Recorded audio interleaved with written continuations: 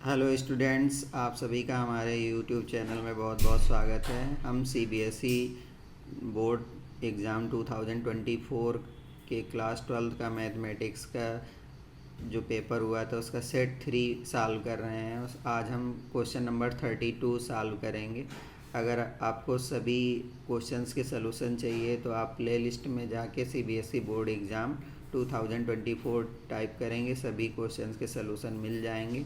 तो जो बच्चे बोर्ड एग्ज़ाम 2025 के लिए तैयारी कर रहे हैं तो वहाँ पर आप 23 और 24 के सभी क्वेश्चन के सलूशन आपको मिल जाएंगे, जो आपको बहुत ही हेल्प करेंगे।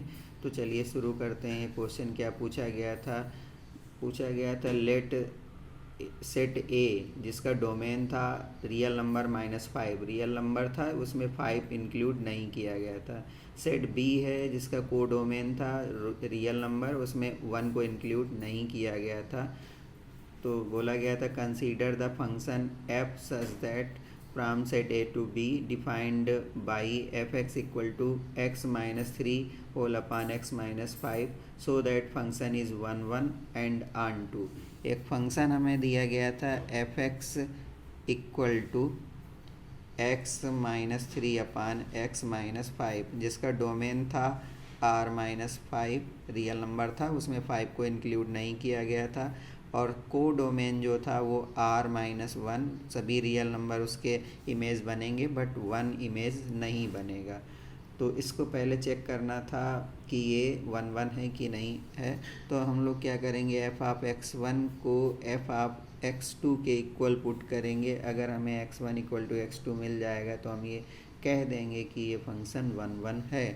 तो यहाँ पे f of x1 minus 3 upon x1 minus 5 equal to x2 minus 3 upon x2 minus 5, इसका क्रॉस मल्टीप्लाई करेंगे x1 minus 3 into x2 minus 5 equal to x2 minus 3 into x1 minus 5। इसका हम लोग क्रॉस मल्टीप्लाई करेंगे, x1 x2 आ जाएगा, x1 x2, फिर x2 का minus 3 x2 आ जाएगा, फिर माइनस 5 x1 आ जाएगा और प्लस 15 इक्वल टू, इसी तरीके से x1 का x1 x2 करेंगे, फिर x1 का माइनस 3 x1 हो जाएगा, फिर माइनस 5 x2 हो जाएगा और प्लस 15 हो जाएगा। इधर से x1 x2 इधर दोनों तरफ कट गए और 15 भी कट गया, बचा क्या माइनस 3 x2 और माइनस 5 x1, जो उधर है वो सबको इधर ले आएंगे। यहाँ पर माइनस 5 का मल्टीप्लाई किया था तो माइनस 5 x2 और माइनस 3 x1, चलिए इधर ले आएंगे तो प्लस 3 x1 हो जाएगा और प्लस 5 x2 इक्वल टू क्या मिल जाएगा, हमें 0 मिल जाएगा। अब x1 को x1 के साथ में रख देंगे और x2 को x2 के साथ में रख देंगे, तो यहाँ पे क्या मिल जाएगा। पहले तो देखिए 5x2 और माइनस 3x2 क्या बचा, 2x2 बचा, और माइनस 5x1 और 3x1 क्या बचा, माइनस का 2x1 इक्वल टू 0 मिला। अगर हम -2 कामन ले लेंगे तो x1 minus x2 equal to 0 हो जाएगा, x1 minus x2 equal to 0 अपान -2 मतलब 0 आ जाएगा।